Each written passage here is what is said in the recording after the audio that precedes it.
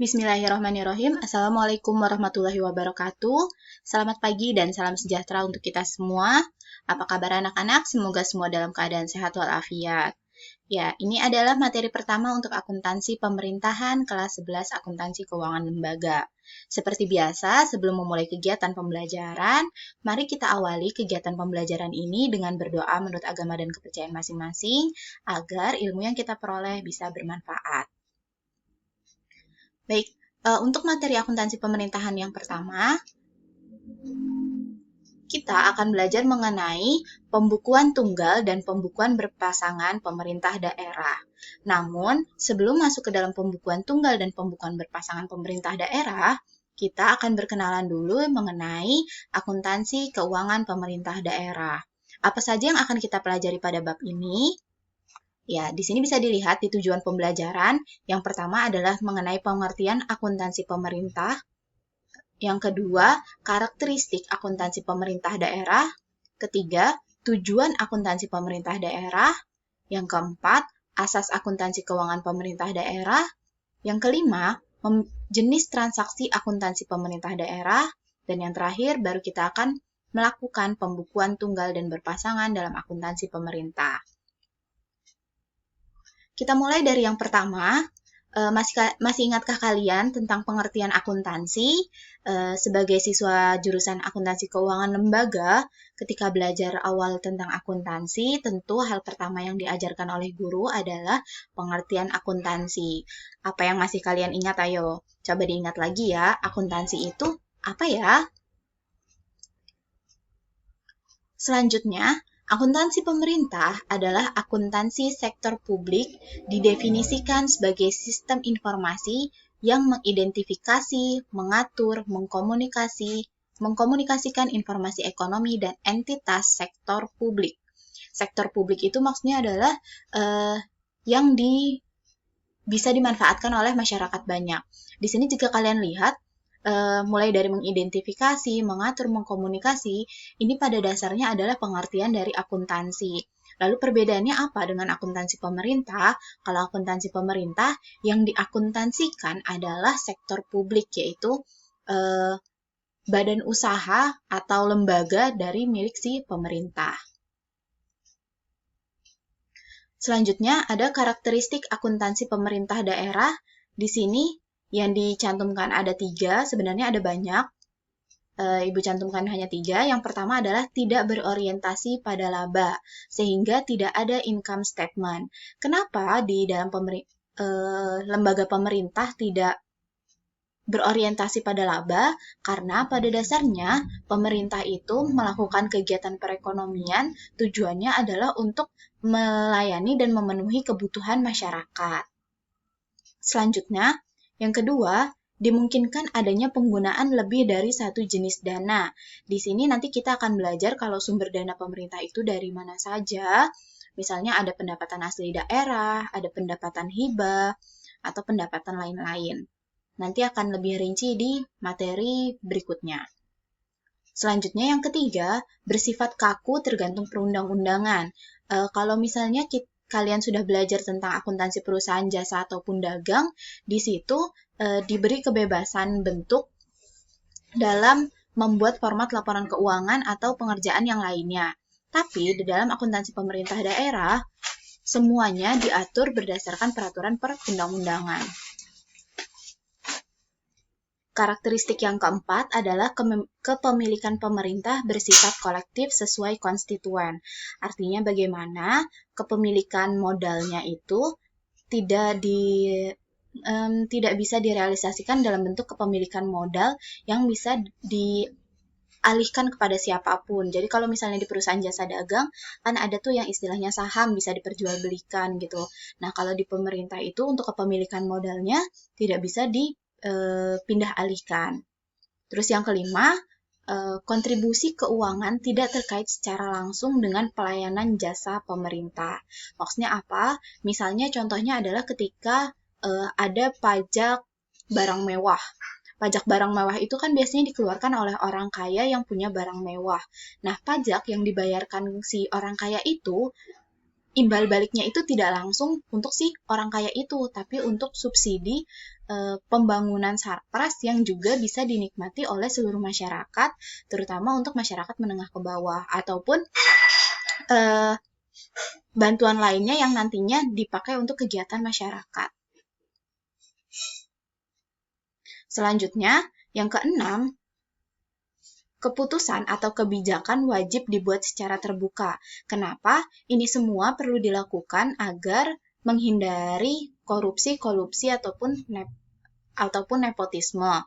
Jadi, misalnya ada perubahan kebijakan atau misalnya ada keputusan-keputusan tertentu, itu harus bisa dilihat sama semua orang.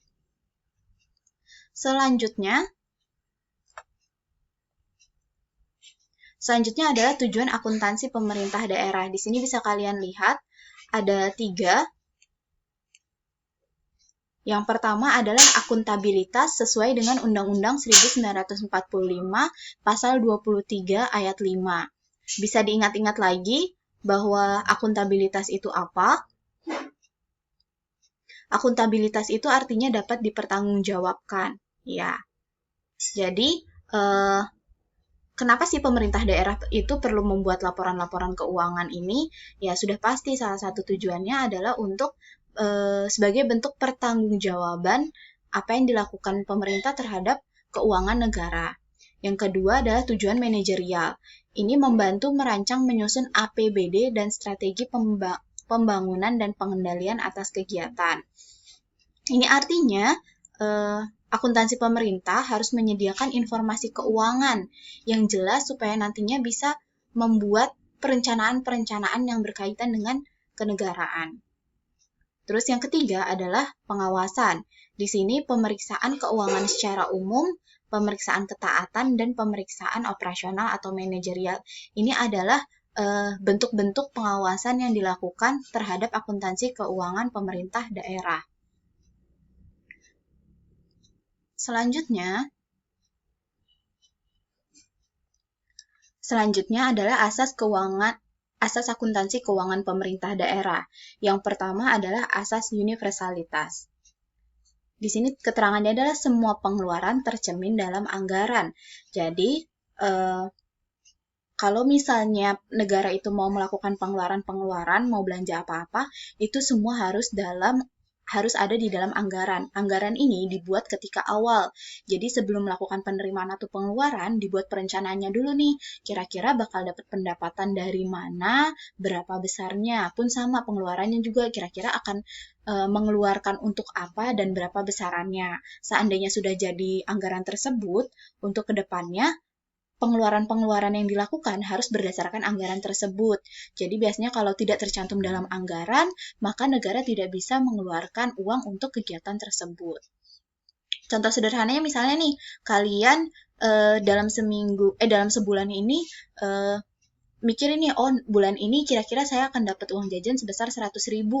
Nah 100.000 itu 50.000 mau dibuat untuk paket internet, 20.000 jajan, 30.000 untuk keperluan sekolah. Nah, seandainya ada keperluan di luar beli paket, jajan sama keperluan sekolah, maka kalian nggak bisa ngeluarin uang untuk kegiatan itu. Nah, itu disebut sebagai asas universalitas. Semua harus sesuai dengan perencanaan di anggaran. Yang kedua adalah asas bruto. Asas bruto di sini tidak ada kompensasi antara penerimaan dan pengeluaran. Misalnya daerah memperoleh sejumlah uang sebagai pemasukannya dan melakukan pengeluaran sejumlah tertentu. Nah, dalam pencatatannya itu harus dicatat sesuai dengan gross income. Kalau pendapatan berarti sesuai apa yang diperoleh, sedangkan kalau belanja sesuai apa yang dikeluarkan. Walaupun misalnya angkanya keriting nih, belakangnya ada misalnya 1.725,32 dicatat seperti itu. Kalau kita kan biasanya kalau 1.723, sekian dicatatnya ya udahlah 1.700 atau 1.800 aja. Tapi kalau di akuntansi pemerintah daerah tidak bisa berlaku hal tersebut. Yang ketiga yaitu dasar kas. Pencatatan berdasarkan kas yang diterima dan dikeluarkan. Nah, ini berkaitan sama yang tadi nih. dasar kas ini artinya misalnya beneran nerimanya misalnya 10.000, yang dicatat ya beneran 10.000 gitu. Atau pengeluarannya pun sama. Kalau misalnya 15.000 yang dikeluarkan, ya dicatat 15.000. Harus berdasarkan kas yang benar-benar diterima dan benar-benar dikeluarkan. Selanjutnya adalah asas dana umum. Dana umum ini suatu entitas yang mempertanggungjawabkan semua penerimaan dan pengeluaran. Ini maksudnya adalah ada satu entitas yang dia bertanggung jawab untuk penerimaan pengeluaran negara, termasuk aset, utang, dan ekuitas dana. Dana umum yang dimaksud di sini adalah anggaran pendapatan dan belanja negara atau daerah. Dana yang digunakan untuk membiayai kegiatan tertentu dipertanggungjawabkan secara khusus yang merupakan bagian tidak terpisahkan dari dana umum. Selanjutnya adalah jenis transaksi akuntansi keuangan daerah. Di sini bisa kalian lihat ada 4. Yang pertama adalah pendapatan daerah. Apa sih pendapatan daerah? Di sini jelas ya dari kata pendapatan. Maka pendapatan daerah adalah semua penerimaan melalui rekening kas daerah. Jadi, untuk pengeluaran ataupun pemasukan daerah, itu akan menggunakan rekening kas daerah tersebut. Nah, kalau semua penerimaan, itu dicatat sebagai pendapatan daerah. Sedangkan belanja daerah, ini kebalikannya, yaitu semua pengeluaran dari kas umum daerah. Terus selanjutnya yang ketiga, ada pembiayaan daerah. Pembiayaan daerah ini apa? Di sini adalah, kan selisih antara pendapatan dan belanja daerah itu bisa terjadi surplus ataupun defisit. Nah, ketika terjadi surplus itu artinya penerimaan lebih besar daripada belanja. Pendapatan lebih besar daripada belanja, maka negara akan surplus atau untung atau kelebihan dana. Nah, kelebihan dana itu bisa dimanfaatkan untuk kegiatan daerah tersebut. Pun sebaliknya, jika belanja lebih besar daripada pendapatan, itu artinya negara akan mengalami defisit atau kekurangan dana. Nah, ketika terjadi kekurangan dana, bisa pakai uang yang ada di pembiayaan daerah, bisa memanfaatkan dana yang terdapat di pembiayaan daerah untuk menutupi defisit tersebut. Selanjutnya, di sini ada transaksi selain kas. Transaksi selain kas itu apa? Di sini bisa koreksi atas aset. Jadi misalnya salah nyatet gitulah. Terus habis itu penyesuaian atau penyusutan itu juga. Terus selanjutnya ada pengakuan aset, lalu utang jangka panjang dan hibah selain kas. Ini transaksi selain kas ini mungkin kurang lebih sama seperti kalau misalnya di perusahaan jasa dagang itu seperti penyesuaian. Di dalam jurnal penyesuaian itu kan biasanya yang dicatat di situ adalah transaksi-transaksi yang tidak berkaitan dengan kas secara langsung. Yang terakhir, di sini ada jenis pembukuan single entry dan double entry.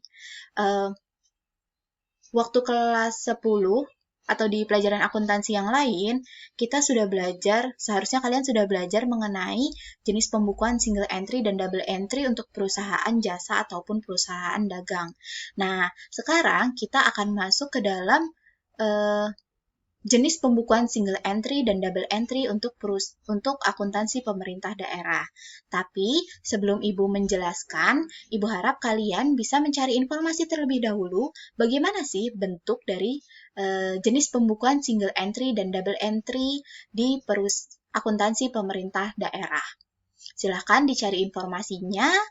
Pada pertemuan selanjutnya akan kita bahas bersama-sama mengenai jenis pembukuan single entry dan double entry untuk akuntansi pemerintah daerah. Baik, dicukupkan untuk hari ini. Semoga apa yang disampaikan bisa diterima, bisa bermanfaat. Jika ada pertanyaan, bisa langsung ditulis di kolom komentar ataupun di Google Classroom. Demikian untuk hari ini, kurang lebihnya mohon maaf. Terima kasih. Wassalamualaikum warahmatullahi wabarakatuh. Selamat pagi dan selamat beraktivitas.